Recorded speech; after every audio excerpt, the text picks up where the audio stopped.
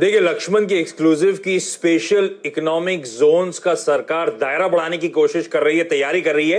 Details में आप लोगों ने उसकी चर्चा करी तो उसकी डिटेल में जाऊंगा नहीं, लेकिन जब भी स्पेशल इकोनॉमिक जोन्स का नाम आता है ना, एक ही लिस्टेड यूनिवर्सल कंपनी जो सबके जहन में आती है वो कंपनी है जैक कॉर्प।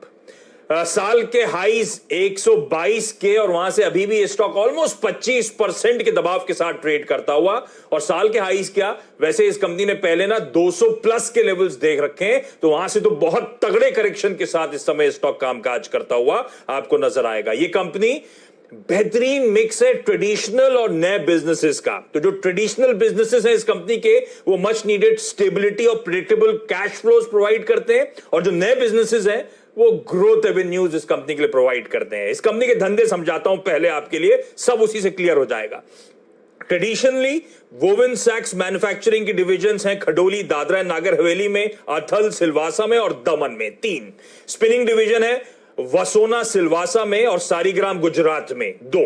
स्टील डिवीजन है इसकी नांदेड़ महाराष्ट्र में, जो कि कोल्ड रोल्ड कॉइल्स और गैल्वेनाइज्ड कॉइल्स वगैरह मैन्युफैक्चर करती है। एसेट मैनेजमेंट का कारोबार है, वेंचर कैपिटल का फंड ऑफिस है मुंबई में। वेंचर कैपिटल में इस कंपनी ने 2434 करोड़ रुपए रेस करे थे, उस कॉर्पस को रेस करा था।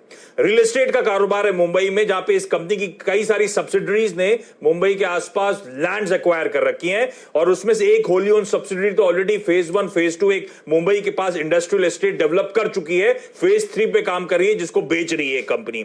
इस कंपनी के पास एसईजीज हैं 2, मुंबई और नवी मुंबई एसईजीज, और साथ साथ एक पोर्ट एसईजी है इस कंपनी का रिवास महाराष्ट्र में। तो इस कंपनी ने दरअसल 2 मल्टी प्रोडक्ट एसईजीज जो कि बहुत स्ट्रैटेजिकली लोकेटेड है मुंबई के पास, नवी मुंबई एसईजी और मुंबई एसईजी में इन्वेस्टमेंट्स करे। दोनों SEC Jawaharlal Nehru port trust, जो इस देश का सबसे बड़ा पोर्ट है, लार्जेस्ट पोर्ट है उसके पास, और दूसरा नवी मुंबई इंटरनेशनल एयरपोर्ट जो बन रहा है उसके पास, दोनों सिचुएटेड है, इसलिए मैंने कहा था strategically important. Navi Mumbai SEC जो है, गवर्नमेंट की पॉलिसी के अंतर्गत इस कंपनी ने उसको इंटीग्रेटेड इंडस्ट्रियल एरिया में तब्दील कर दिया था। 2140 हेक्टेयर जमीन है, द्रोणागिरी, उल्वे, कलंबोली नोड्स है नवी मुंबई के वहां पर, और इंटीग्रेटेड इंडस्ट्रियल एरिया के अंतर्गत 15% ही रेजिडेंशियल डेवलप कर सकते हैं, और रिमेनिंग 85% इंडस्ट्रियल यूज के लिए होगा।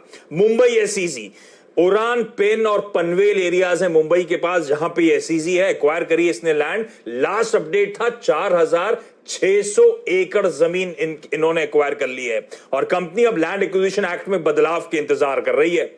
रिवास पोर्ट जो है, सारे स्टैट्यूटरी अप्रूवल्स मिल चुके हैं। इस कंपनी ने 839 हेक्टेयर्स इंटर टाइडल लेन के लिए करार भी कर लिया है लीज का।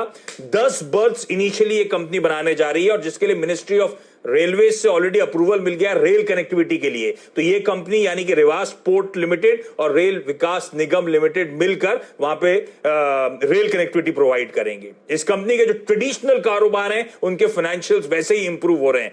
पिछले FY20 में 104 करोड़ के पीबीटी लॉसेस के सामने 40 करोड़ का पीबीटी गेन, टर्न अराउंड हो गया। नेट लेवल पे 85 करोड़ का घाटा हुआ था, 34 करोड़ का मुनाफा कर डाला इस कंपनी ने। तो बेहद स्ट्रॉन्ग फाइनेंशियल्स हैं और बहुत मैसिव इन्वेस्टमेंट्स हैं। 1700 करोड़ से कम का मार्केट कैप, प्रमोटर्स का हेल्दी 73% स्टेक, एफआईआईज, एलआईसी के पास तगड़े चंक्स इस कंपनी के। ये कंपनी अब एक इंटीग्रेटेड इंफ्रास्ट्रक्चर कंपनी के तौर पे उभर रही है। इस कंपनी को रडार पे रखिएगा, एसईजीज की पॉलिसी के चलते वैसे ही फिर से ये सेंटिमेंटल हरकत में आता हुआ नजर आएगा, लेकिन मैसिव इन्वेस्टमेंट्स। तो जैकॉप ये वो स्टॉक है जो दमदार